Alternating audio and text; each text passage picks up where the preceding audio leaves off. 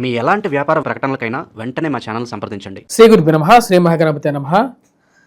గణేష్ చవితి అంటే ఏదైతే వినాయక చవితి రాబోతుందో, విఘ్న వినాయకుడి యొక్క గొప్పతనాన్ని మరియు అదేవిధంగా విఘ్న వినాయకుడి యొక్క విశిష్టతని మనం తెలుసుకుందాం. విఘ్న వినాయకుడు అసలు ఏ విధంగా పూజించాలి, అసలు ఎందుకు పూజించాలి అనేటువంటి విషయం గురించి మనం ముందుగా మాట్లాడదాం. భాద్రపద మాసంలో మనకు చవితి తిథి రోజు మనకు ఈ యొక్క రాబోతున్నటువంటి గణేష్ నవరాత్రులు ఏవైతే ప్రారంభమవుతున్నాయో, ఈ యొక్క ప్రారంభమవుతున్నటువంటి నవరాత్రుల్లో వచ్చేటప్పటికి గణేష్ చవితి రోజు అంటే వినాయక చవితి, ఏదైతే వినాయక చవితి రోజు మనకు వినాయకుడిని పూజించడం జరుగుతుంది. వినాయకుడిని మనం గమనించినట్లయితే శ్రావణ మాసం అయిపోయింది, ఆశ్వీజ మాసం మధ్యలో భాద్రపద మాసం. ఈ భాద్రపద మాసంలో ఉండేటువంటి ఈ యొక్క వాతావరణ మార్పుల్లో వచ్చేటప్పటికి విశేషంగా వర్షాలు పడుతూ ఉంటాయి. శ్రావణ మాసంలో మనకు అమ్మవారి యొక్క వరలక్ష్మి అమ్మవారు, అదేవిధంగా ఆశ్వీజ మాసంలో వచ్చేటప్పటికి అమ్మవారు పూజించడం జరుగుతుంది. ఎందుకంటే రాబోతున్నటువంటి భాద్రపదం తర్వాత మనకు దేవీ నవరాత్రులు రావడం జరుగుతుంది. మధ్యలో భాద్రపద మాసం. ఈ భాద్రపద మాసంలో వర్ష ఋతువుగా కూడా ఉంటుంది. వర్ష ఋతువుల్లో మనకి ఎక్కువగా వచ్చేటప్పటికి ఈ యొక్క ఆరోగ్యపరంగా చీడపీడలు కూడా రావడం జరుగుతుంది. కష్టసాధ్యమైనటువంటి యొక్క కష్టంతో కూడుకున్నటువంటి మాసంలో మన కాపాడటానికి భూమి మీదకి వస్తున్నటువంటి వాడు వినాయకుడు. అందుకనే విఘ్న వినాయక అంటారన్నమాట. అంటే ఎన్ని కష్టాలున్నా సరే ఆరోగ్యపరంగాను మనల్ని కాపాడగలిగినటువంటి వాడు యొక్క వినాయకుడు అన్నమాట.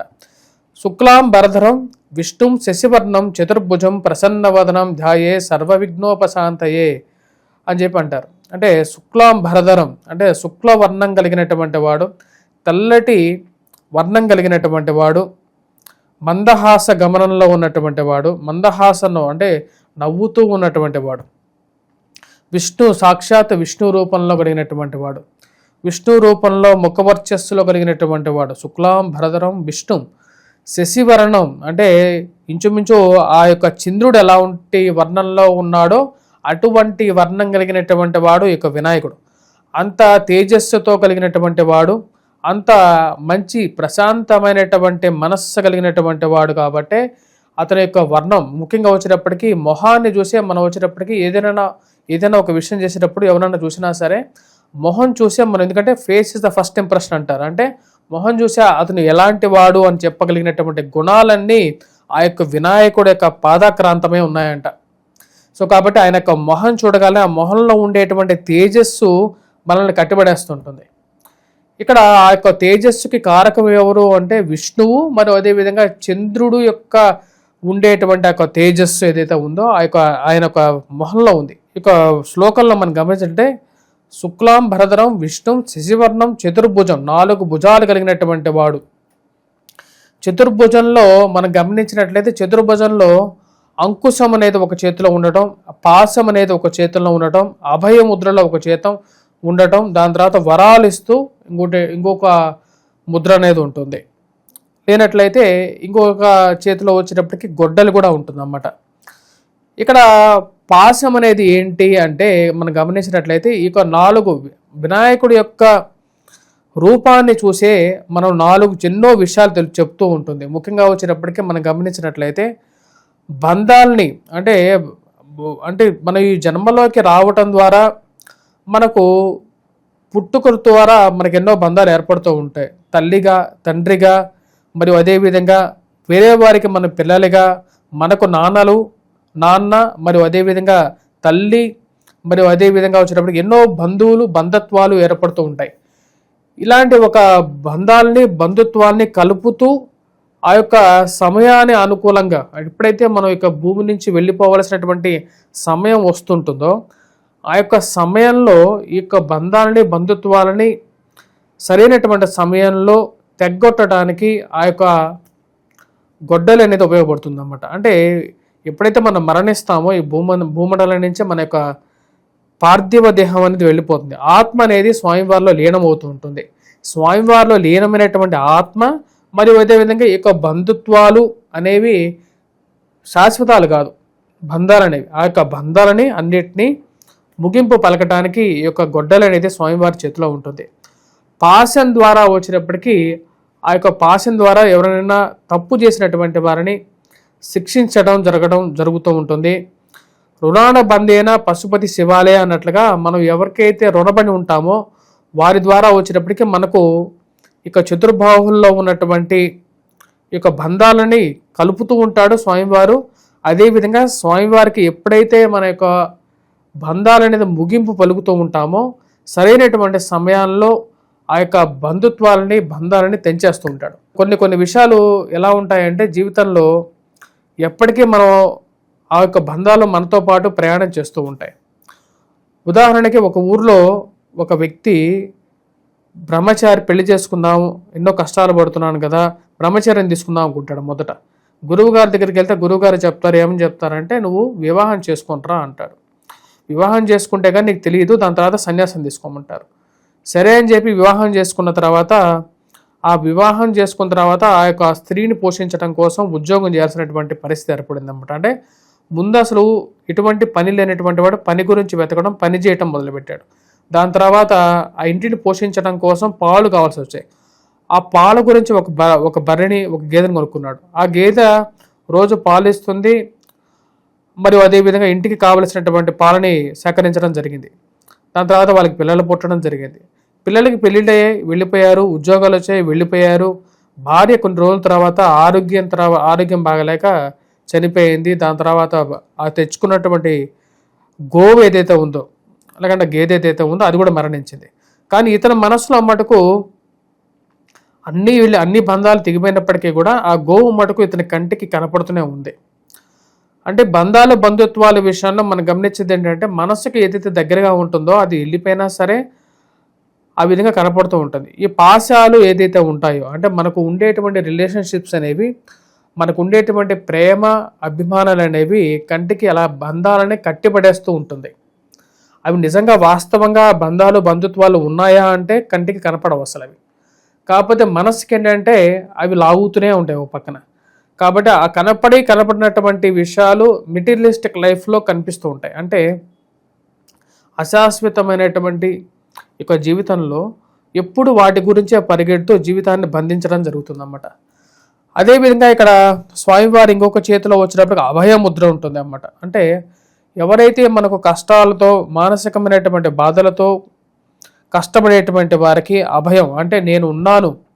ఎప్పుడైనా సరే మనం ఆఫీస్లో కానీ లేకపోతే కార్యాలయాల్లో కానీ మనం చేస్తాము, లేకపోతే ఇంట్లో కానీ మనం పడేటువంటి కష్టాలకి ఎప్పుడు ఒక బంధువు మానసికమైన ఓదార్పు ఇచ్చేటువంటి వాడు ఒకడు కావాలి.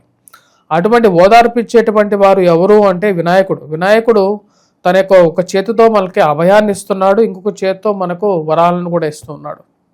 కావలసినటువంటి సుఖ సంతోషాలతో ఉండటానికి కావలసినటువంటి మానసికమైనటువంటి ప్రశాంతతను అభయముద్ర ద్వారా మానసిక సంతృప్తిని, నేను ఉన్నాను, నువ్వేం ప్రాబ్లం లేదు, నువ్వు జీవితంలో ముందుకు వెళ్ళు అని చెప్పి నీకు అభయాన్ని ఇస్తూ, అదేవిధంగా వచ్చేటప్పటికి నీకు కావలసినటువంటి విషయాల్లో కొన్ని విషయాలని పరిపూర్ణం చేయటం జరుగుతుందన్నమాట.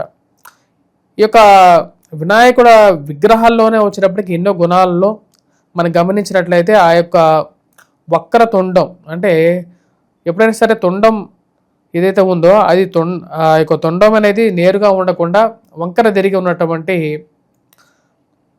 తొండం అన్నమాట. ఎందుకది వక్రతొండం అనేది, అది కుడివైపుకి ఎడం వైపుకి, కుడివైపుకి ఉండేటువంటి తొండం వేరు, ఎడం వైపుకి ఉండేటువంటి తొండం వేరు.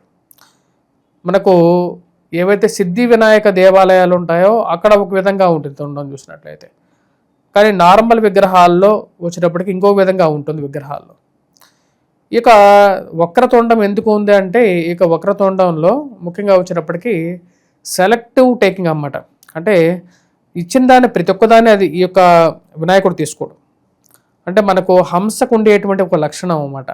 హంస పాలు నీళ్ళని ఏ విధంగా అయితే వేరు చేయగలుగుతుందో అదేవిధంగా వినాయకుడు ఇచ్చినటువంటి ప్రతి పదార్థాన్ని తీసుకోడు. నీలో అచంచలమైనటువంటి భక్తి శ్రద్ధలు కలిగి ఉన్నాయా లేదా అనేటువంటి ఒక విషయాన్ని 1-2 సార్లు గమనించిన తర్వాతే ఆ యొక్క సెలెక్టివ్ టేకింగ్ అనేది ఉంటుంది. ఇది మనకు చాలా ముఖ్యం అన్నమాట. ఎందుకంటే ఈ రోజుల్లో జనాలు ప్రతి ఒక్క విషయాన్ని తీసుకోవడం జరుగుతుంది. మనస్సు అనేది అద్దం లాంటిది. బయట ఎంతోమంది ఎన్నో విషయాలని మన మనస్సుని కృంగింపజేయడానికి ఎన్నో విషయాలను మన మీద ప్రయోగిస్తూ ఉంటారు. కానీ మనస్సు అనేది ఎలా ఉండాలంటే ఎప్పుడైనా సరే వచ్చేటువంటి విషయాన్ని ఫిల్టర్ లాగా చేసుకొని కావలసినటువంటి విషయాలే తెలుసుకోవాలి. సో వినాయకుడి గురించి మనం తెలుసుకోవాల్సినటువంటి విషయాలు ఎన్నో ఉన్నాయి. మరియు అదేవిధంగా అన్నిటికన్నా అందరికి తెలిసినటువంటి ఒక విషయం, విగ్రహంలో ఉండేటువంటి శూర్పకర్ణం. అంటే ఇక శూర్పకర్ణం అంటే ఆ యొక్క చూపు దృష్టి అనేది ఎంత నిగూఢమైనటువంటి దృష్టి అంటే చుట్టూ జరిగేటువంటి భూమండలంలో జరిగేటువంటి ప్రతి విషయాన్ని సూక్ష్మంగా గమనించగలిగినటువంటి దృష్టి అన్నమాట. అంటే ప్రతి విషయాన్ని ఈ రోజుల్లో చుట్టూ జరిగేటువంటి విషయాన్ని ఒకటికి 2 సార్లు గమనిస్తూ ఆ జరిగేటువంటి విషయాల్లో ఏది మంచిది ఏది చెడు అనేటువంటి విషయాన్ని విశ్లేషించగలిగినటువంటి దృష్టి వినాయకుడి యొక్క చూపులో ఉంది. అదేవిధంగా ఆ యొక్క శిరస్సులో ఉండేటువంటి శిరస్సులో పెద్ద శిరస్సు ఎప్పుడైనా సరే దేనికి మూలం అంటే జ్ఞానానికి మూలంగా ఉంటుంది. ఎందుకంటే మేధాన్ని ఈ శరీరం మొత్తం ఒక ఎత్తు అయితే శిరస్సు అనేది ఒక ఎత్తు. ఎందుకంటే మనిషి ఎప్పుడైనా సరే మొహాన్ని చూసే శిరస్సుకి ఇవ్వవలసినటువంటి గుర్తింపు ఇవ్వడం జరుగుతుందన్నమాట. స్వామివారి యొక్క శిరస్సులో ఉండేటువంటి నాలెడ్జ్ అనేది చాలా ఎక్కువ. ఎందుకంటే పెద్ద తలకాయ ఉన్నప్పుడు ఏంటంటే అది ఎందుకు రిప్రజెంటేషన్ చేస్తుంది అంటే వచ్చినప్పుడు జ్ఞానానికి, నీకు కావలసినటువంటి జ్ఞానాన్ని ఇవ్వగలిగినటువంటి శక్తిని ఇవ్వగలిగినటువంటి శిరస్సు. కడుపు చాలా పెద్ద కడుపు. ఏనుగుకి అన్నిటికన్నా ముఖ్యం, శరీరంలో ముఖ్యమైనటువంటి భాగం కడుపు. ఎందుకంటే కాయం చాలా పెద్దది, శరీరం చాలా పెద్దది కాబట్టి దాన్ని ఇచ్చినటువంటి ప్రతిదాన్ని ఎవరు ఏది ఇచ్చినప్పటికీ కూడా భక్తులు ప్రతిదాన్ని తీసుకొని కడుపులో నిబ్బరంగా పెట్టుకొని ప్రతి విషయాన్ని బయటికి చెప్పకుండా నర్మ గర్భంగా కూర్చొని ప్రశాంతంగా ఉంటూ ప్రశాంత వదనంలో ఉంటూ అందరినీ చూస్తూ దీవిస్తూ ప్రతి విషయాన్ని వింటూ చేయాల్సినటువంటి పనిని చేయగలిగినటువంటి శక్తి ఉన్నవాడు వినాయకుడు. ఇటువంటి గుణాలు కలిగినటువంటి వాడు. ఎందుకంటే మన పిల్లలకి చెప్పేటువంటి విషయంలో వినాయకుడి యొక్క గొప్పతనాన్ని, వినాయకుడు ఈ రోజుల్లో దాని యొక్క ఇంపార్టెన్స్ అండ్ ముఖ్యంగా నాలెడ్జ్ పరంగా దాని యొక్క ఇంపార్టెన్స్ని చెప్పాలి.